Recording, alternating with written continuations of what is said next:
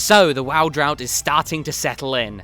The final content patch of Warlords of Draenor, at least for quite a while, is here, and we have to contend with the wait until Legion is released. The time is rife for people to get bored. But through a sense of steadfast loyalty to WoW, they'll hold on. They'll keep playing. They won't consider alternatives. So let's confront what I feel is an issue head on. Let me explain to you why playing just one MMO is a terrible idea. Let me start by making this perfectly clear. I love World of Warcraft. I've played it for nearly 10 years, since the early unrefined days of vanilla all the way through to the polished but lacking endgame of Warlords of Draenor. I've roleplayed in this game, I've raided in this game, I even got married to someone I met through this game. I am incredibly passionate about Warcraft, and I am surrounded constantly by people who are just as, if not more, passionate than I am.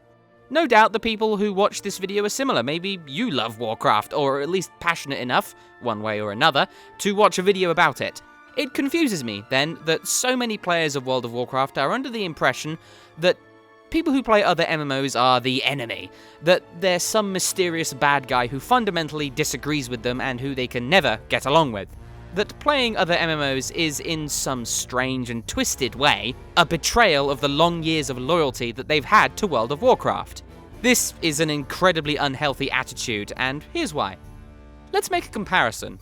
If I play The Witcher 3 for 200 odd hours, slaying monsters, exploring the world and finding things to do, does that mean I've betrayed Skyrim, that I've poured over 250 hours into doing similar things? If I play Super Meat Boy for a while and then spend time with Ori and the Blind Forest, am I fundamentally betraying one or the other? No, of course I'm not. Playing multiple video games is commonplace, and it's a great way to alleviate the boredom that arises from repetition. Skyrim is a fantastic game, but I've played it to death. I know it really well. If I just keep doing the same thing over and over again, I'm just going to get bored. Does that mean because I also play The Witcher 3 that I don't love Skyrim? Of course not. I love Skyrim. I love The Witcher 3. I love Super Meat Boy. And I love Ori and the Blind Forest. Now, most gamers would agree with me. If they have the disposable income to play multiple games, then they will probably do it. However, when it comes to playing MMOs, this mindset seems to be different. It seems to be a sort of us versus them mentality. That playing World of Warcraft means that I can't love Guild Wars 2. That playing Guild Wars 2 means that I can't love Terra, or Final Fantasy Online, or Star Wars The Old Republic. The truth is that all of these games are good in their own way, otherwise they wouldn't be successful, and that playing multiple MMOs is actually the sign of a healthy gamer.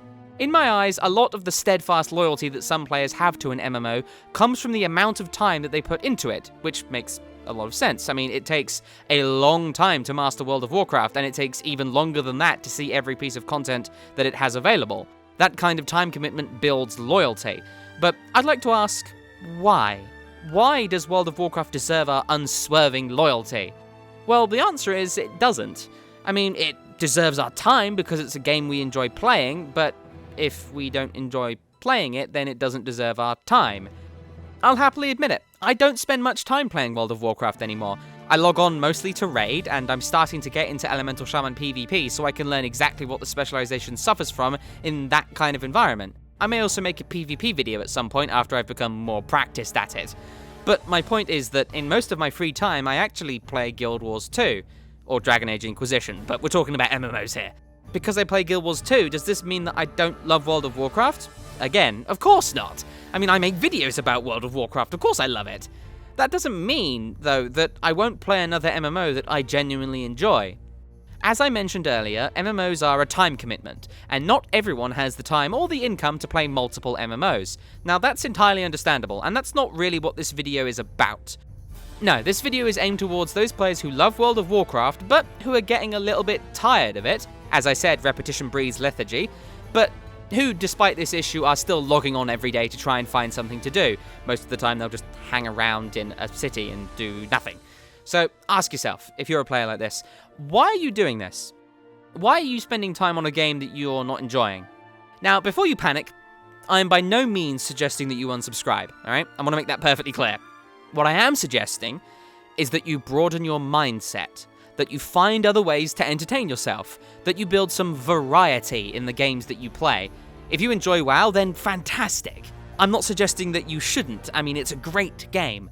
But there are lots and lots of other games out there, some of them free, that can keep you entertained whilst WoW is in one of its slower periods.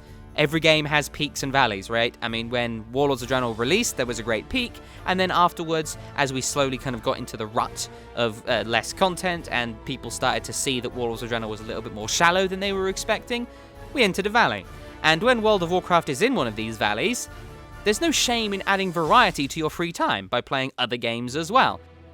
At the end of the day, we are all small specks of star stuff on a pale blue dot in the sky, and one day everything will end and everything we have ever done and everything we've ever known will be forgotten. But that doesn't mean you can't enjoy yourself. Sounds a bit depressing, but really, it hammers home that point. It doesn't mean you can't enjoy yourself. And getting worked up because a game that you've sunk thousands of hours into is a waste of your free time right now is a waste of your free time, right? Instead of worrying about this, I mean, because Legion's on its way, right? It'll come here eventually, but until then, consider finding another game that you really enjoy and get lost in that instead. Because WoW will always be there. Your account, subscription or not, isn't going anywhere. Enjoy yourself, always. That's what this is all about. That's what life is about. I'm not suggesting you quit WoW, I'm not suggesting you unsubscribe, I'm not suggesting that you stop playing WoW if you enjoy it, no. I'm suggesting that if you're struggling to enjoy WoW because you played it for ages and, like I said, repetition breeds lethargy, just feel free to step away for a bit. You don't have to unsubscribe to play other games. And if people around you are complaining about WoW, that they have nothing to do, consider linking them this video. Maybe it'll help talk some sense into them. If not, then consider just leaving them be, really. Some people will be negative just for the sake of being negative. Those people aren't worth your time. So, in the interest of building variety, here are some games that I suggest playing when you're not really in the mood to play WoW. Guild Wars 2. It's free. No, really, the entire thing is free. They recently changed it so that you can just download it for nothing, and it has no monthly fee. Heart of Thorns, the expansion that's about to release, isn't free, but you can play the base game for hundreds of hours without spending a single penny. It's a really good action-based MMO that shakes up a lot of the concepts of these kinds of RPGs, so I say give it a try. The Witcher 3, it has a huge amount of content, and if you can get past the fact that the protagonist sounds like he has a cement mixer for a voice box, and aren't offended by a bit of the weird sexiness here and there, it offers a huge variety of stuff to do. The developers are even adding in free content and expansions to keep the game alive. Pillars of Eternity, if you like old school CRPGs, it means classic RPG, much like Dungeons & Dragons, then this game is really for you. It's all about party management, making decisions, exploration, things like that. It is tough and very unforgiving, and it really involves a lot of reading, with what I would say minimal voice acting. But if that's what you like, it is fantastic. It's a great way to sink your time. Endless Legend or Civilization 5. Both of these are great 4X games, and 4X means expand, explore, exploit, and exterminate, and you can spend dozens of hours in just one sitting, just one game.